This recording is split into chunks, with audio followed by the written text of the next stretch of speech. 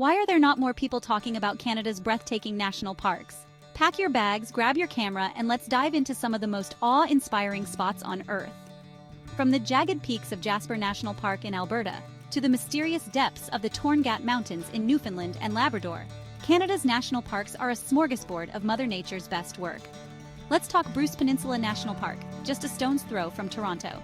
Imagine walking through thick forests, then cooling off in the crystal-clear waters of Georgian Bay.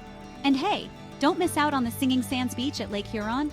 It's not just a beach, it's an experience, with its shallow waters perfect for a swim and sand dunes that whisper stories of old.